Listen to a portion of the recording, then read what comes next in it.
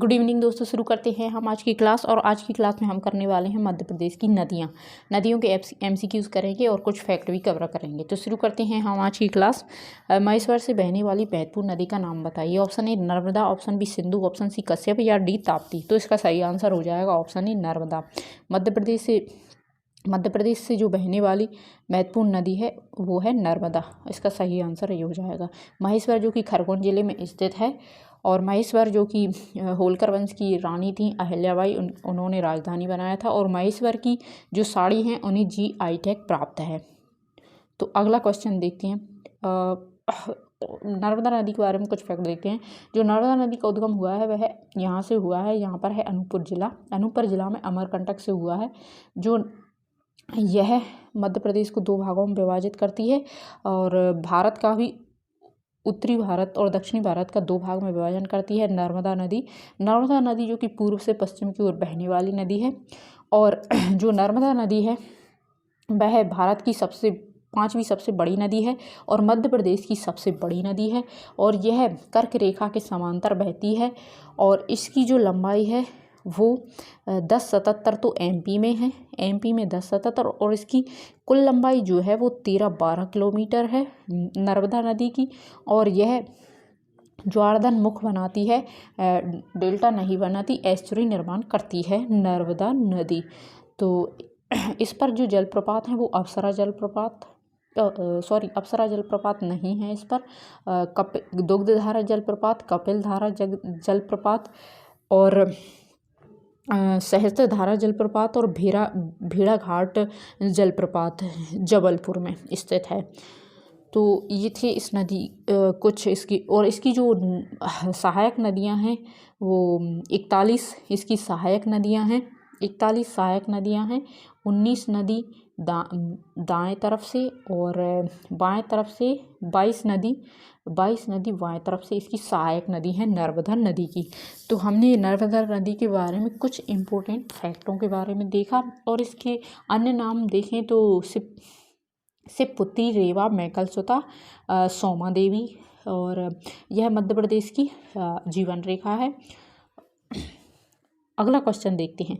मध्य प्रदेश व राजस्थान के बीच सीमा बनाने वाली नदी है। Option A Chambal, option B Sindhu, या ऑप्शन सी यमुना, या ऑप्शन डी इनमें से कोई नहीं। तो इसका सही आंसर हो जाएगा मध्य प्रदेश व राजस्थान की सीमा चंबल नदी बनाती है। तो हम मैप में देखते हैं, जो चंबल नदी का उद्गम हुआ है वो इंदौर से हुआ है। इंदौर की महू तहसील से जानावाव पहाड़ी से वो इस तरह से होते हुए राजस्थान में प्रवेश करती है, और फिर यहाँ से मध्य प्रदेश और राजस्थान की सीमा बनाती है। यहाँ पर राजस्थान और इधर से मध्य प्रदेश, और ये ऐसे बीच में बहती है। तो इन दोनों की सीमा निर्धारण करती है चंबल नदी। जो चंबल नदी है उसकी लंबाई है 965। चंबल नदी की लंबाई है 965 किलोमीटर, और इसका प्राचीन नाम चरमावती है। और इसकी जो सहायक नदियाँ हैं, सहायक नदी काली सिंध, पार्वती, बनास, जहाँ से क्षिप्रा भी इसकी सहायक नदी है, वो भी इंदौर से ही उद्गम हुआ है। पार्वती नदी का उद्गम सीहोर से हुआ है, वो भी इसकी सहायक नदी है। और जो काली सिंध है उसका उद्गम सिंध नदी का उद्गम काली सिंध का उद्गम देवास से हुआ है। ये भी इसकी सहायक नदी है।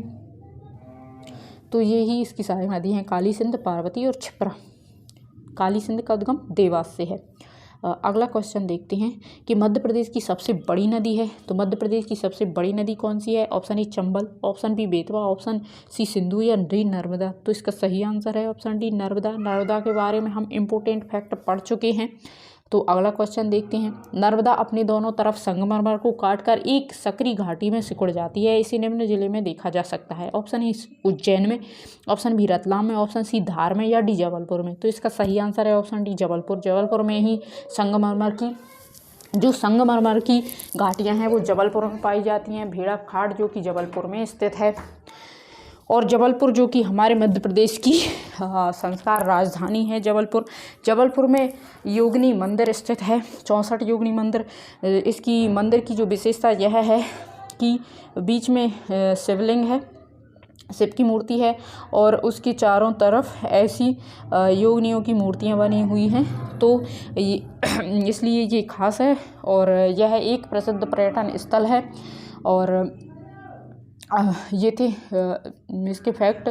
और अगला क्वेश्चन देखते हैं, ये है, इसे बंदर कूंदनी के नाम से भी जाना जाता है। यहाँ से और ऐसे जंप ले सकते हैं, इसलिए इसे बंदर कूंदनी के नाम से भी जाना जाता है। जबलपुर में स्थित है ये।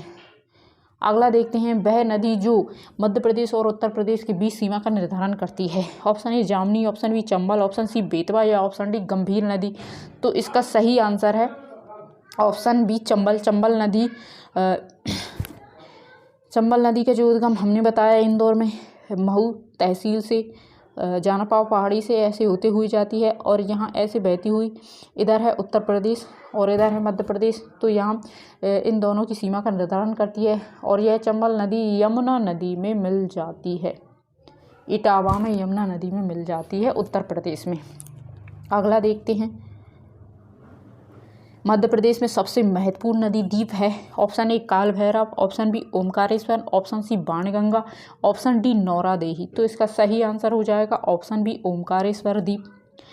ओमकारेश्वर द्वीप जो है कि वो खंडवा में स्थित है, खंडवा जिले में स्थित है, नर्मदा के तट पर स्थित है और यहाँ पर महादेव का मंदिर है, आदि शंकराचार्य की गुफाएं हैं, सिद्धनाथ का मंदिर है, ममलेश्वर मंदिर है, ओमकारेश्वर का मंदिर आदि दर्शनीय स्थल हैं। ओमकारेश्वर का प्राचीन नाम मानधाता है। देश के 12 ज्योतिर्लिंग में इसकी गणना की जाती है। मध्य प्रदेश में 2 ज्योतिर्लिंग हैं, एक उज्जैन में और एक ओमकारेश्वर में, और ये है ओमकारेश्वर द्वीप। अगला क्वेश्चन देखते हैं, मेकाल में उत्पन्न होने वाली नदियों के नाम बताइए।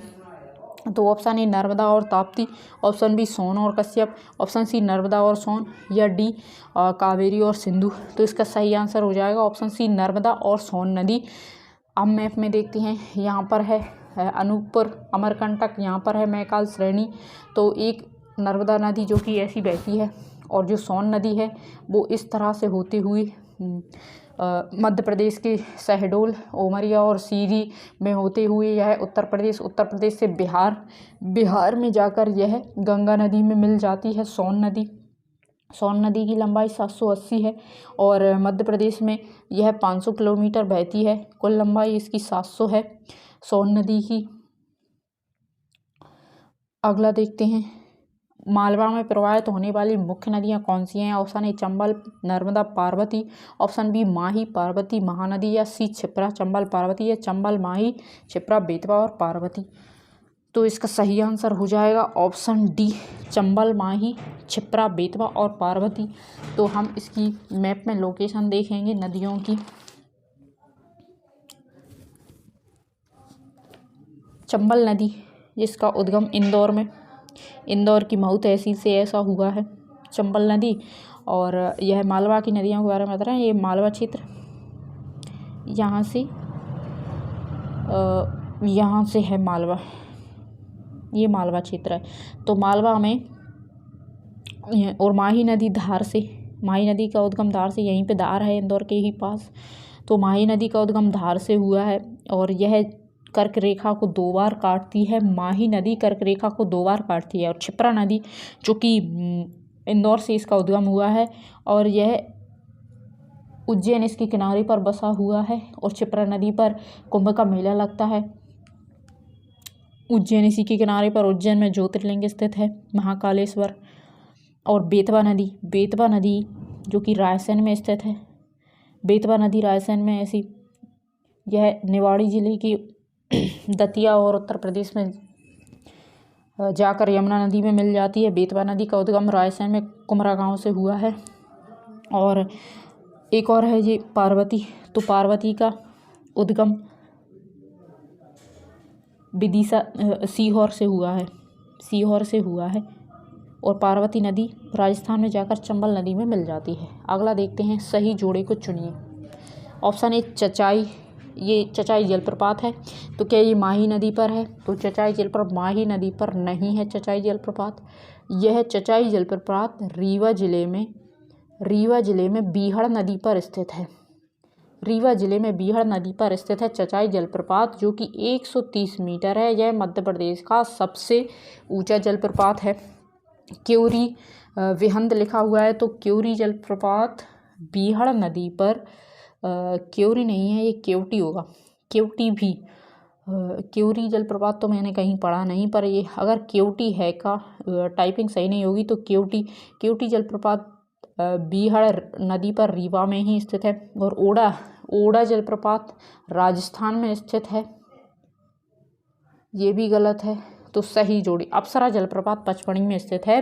जो अप्सरा जलप्रपात है वो सतपुड़ा टाइगर रिजर्व में स्थित है। पचमढ़ी जो कि होशंगाबाद में, वर्तमान इसका नाम नर्मदापुरम है। नर्मदापुरम होशंगाबाद में स्थित है। पचमढ़ी में, जो कि पचमढ़ी पर्यटन स्थित है, मात्र एक हिल स्टेशन है, मध्य प्रदेश का एकमात्र हिल स्टेशन पचमढ़ी में, जो कि टाइगर रिजर्व है सतपुड़ा, उसके बीच में स्थित है अप्सरा जलप्रपात। और यहाँ पर डचेस जलप्रपात भी स्थित है, और यहाँ पर रजत जलप्रपात भी स्थित है। और पचमढ़ी में जो कि पांडव गुफा भी स्थित हैं। और यह पर्यटन नगरी है पचमढ़ी।